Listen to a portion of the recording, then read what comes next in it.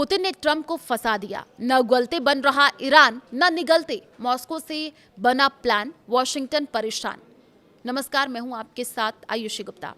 Iran America युद्ध में अब ईरान अकेला नहीं है, उसके साथ है दुनिया का वो देश जिसकी अमेरिका के साथ दुश्मनी जग जाहिर है। ईरानी विदेश मंत्री के दौरे के बाद जब पुतिन ने उन्हें आश्वासन दिया कि रूस उनके साथ खड़ा है, तो इस जंग ने नया मोड़ ले लिया।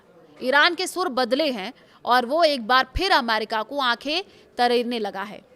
अमेरिका के सामने ईरान ने 3 शर्तें रखी हैं और अरागची ने मॉस्को में जाकर के बयान दिया कि अमेरिका की हाई डिमांड की वजह से समझौता नहीं हो पाया।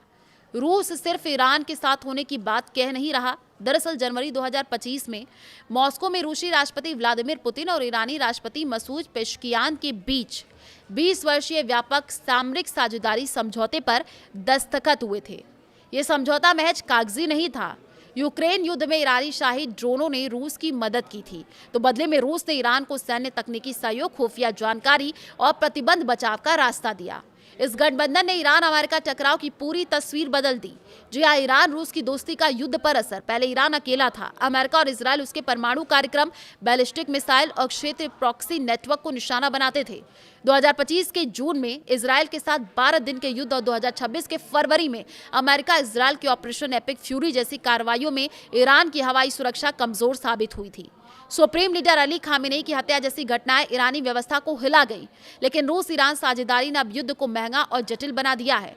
कभी छिपकर तो कभी डट करके मदद की। देखिए, सबसे बड़े बदलाव दोनों देशों के सैन्य क्षेत्र में आया। समझौते में सुरक्षा, रक्षा सहयोग और संयुक्त अभ्यास शामिल है। रूस ने ईरान को Su-35 fighter jet, S-400 air defence system और वर्बा मंडपैच जैसे उन्नत प्रणालियों की आपूर्ति और निर्माण शुरू किया। ईरान ने रूस को हजारों ड्रोनों की सप्लाई की, जिसके बदले रूस ने यूक्रेन युद्ध के अनुभव से ईरानी ड्रोन रणनीति को बेहतर बनाया।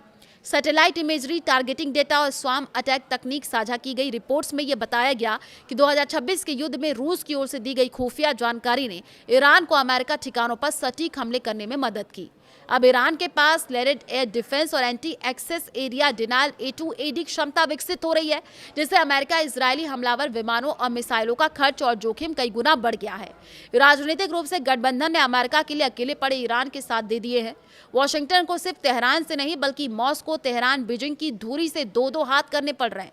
ब्रिक्स और बहुध्रुवीय दुनिया का नारा अब व्यावहारिक हो गया है। रूस ईरान आर्थिक सहयोग से प्रतिबंधों का असर कम हुआ है।